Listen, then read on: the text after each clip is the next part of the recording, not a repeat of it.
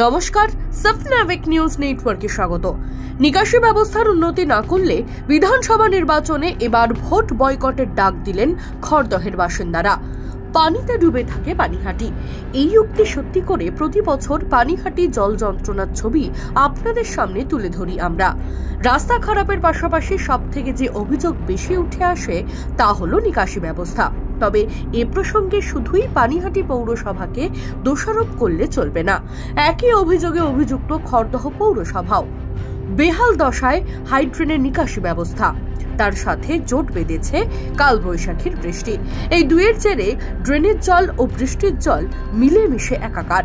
খড়দহ বন্দিপুর পঞ্চায়েতের অন্তর্গত জামনাকাটা এলাকার ছবি দেখছেন। নোংরা জমা জলই এখন জীবনযাপনের অঙ্গ হয়ে গেছে এখানকার বাসিন্দাদের। একটু বৃষ্টি হলেই ঠিক এই পরিস্থিতি হয় খড়দহ বন্দিপুর পঞ্চায়েতের অন্তর্গত জামনাকাটা এলাকার। এই এলাকায় প্রায় 50টি পরিবারের বসবাস। একটু ভারী বৃষ্টি হলেই ড্রেনের জল ও বৃষ্টির জল ঢোকে বাড়িতে বাড়িতে।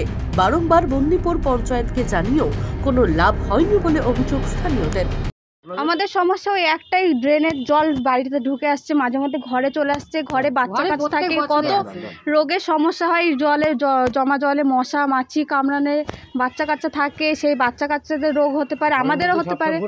হ্যাঁ, ছোট ছোট সাপ চলে আসে, ছোট ছোট ব্যাঙ, কত রকমের পোকা চলে আসছে। পরিষ্কার হচ্ছে না কেন?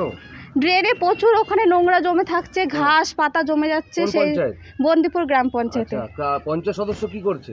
পঞ্চায়েত সদস্যকে বলা হচ্ছে একটু আসছে, এসে পরিষ্কার করছে, কিন্তু সেই যে নোংরা সেখানে ফেলে দিচ্ছে, সেটা জমা জলে চলে আসছে।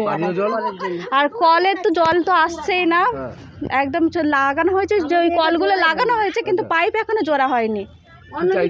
আমরা চাইছি পাইপগুলো জুড়ে দিলে আমরা যাতে কলে জলটা পাই। জলের খুব সমস্যা আমাদের।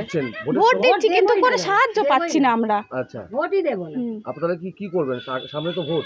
হ্যাঁ, ভোট সেটা আমরা তখন ভেবেচিন্তে দেখবো। মেলেনি পরিষেবা। এভাবে চলতে থাকলে আসন্ন নির্বাচনে ভোট দেবেন না বলে সাফ জানিয়ে দিলেন আরো এক স্থানীয় বাসিন্দা। আমাদের হলো এই খাল ভেসে যাচ্ছে, এখনই শুকনোর সময় খাল ভেসে যাচ্ছে, আর বর্ষার সময় তাহলে আমরা কি করে থাকবো বলুন তো?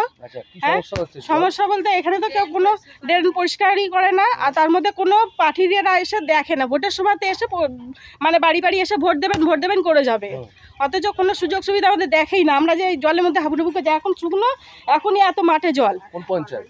আমাদের দোপরিয়া পঞ্চায়েত, বন্দিপুর। হ্যাঁ, বন্দিপুর। আচ্ছা, বলছি যে সামনে তো বর্ষা আসছে, ভোট আসছে, কি করবেন? ওটাই তো আমরাও ভাবছি, ওটাই আমরা চিন্তা করছি যে এখনই এরকম হচ্ছে, তাহলে বর্ষার সময় ভোটের সময় আমরা ভোট দেবো কি করে ওদেরকে? ঘটনার কথা স্বীকার করে নিয়ে কি জানালেন উপপ্রধান প্রসেনজিৎ সাহা, শুনবো। দেখুন, আপনি আমাকে বললেন, এটা সত্যি কথাই যে ওইখানে একটা ফিশারি আছে। ফিশারির জলটা যখনই ছাড়ে তাদের বাড়িতে ঢুকে যায়। ড্রেনটা পরিষ্কার হচ্ছে না, ড্রেনটা অনেক বড় হাই ড্রেন। আপনি বললেন আমি মেম্বারের সাথে কথা বলছি বা এলাকাবাসীর সাথে গিয়ে কথা বলি। এর আগে আমি 6-7 মাস আগে আমি নিজে দাঁড়িয়ে পরিষ্কার করে দিয়েছিলাম ড্রেনটাকে। তারপরে মানুষ এখন ডেঙ্গু আতঙ্কিত হয়ে পড়েছে।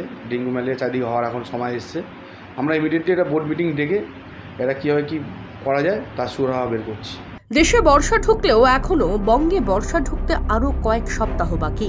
তার আগে যদি এখনো পরিস্থিতি হয় তাহলে ভরা বর্ষায় কি হাল হবে বন্দিপুর পঞ্চায়েতের অন্তর্গত জামনাকাটা এলাকার? সিঁদুরে মেঘ দেখছেন সেখানকার বাসিন্দারা। রাজা দে, সফনাভিক নিউজ, খড়দহ। সমস্ত খবরের আপডেট পেতে লাইক করে সাবস্ক্রাইব করুন সফনাভিক নিউজ। সেই সঙ্গে বেল বাটন প্রেস করতে ভুলবেন না। আপনাদের একটা সাবস্ক্রিপশন আমাদের জন্য অত্যন্ত মূল্যবান। একই সঙ্গে ফলো করুন আমাদের হোয়াটসঅ্যাপ চ্যানেলটিও।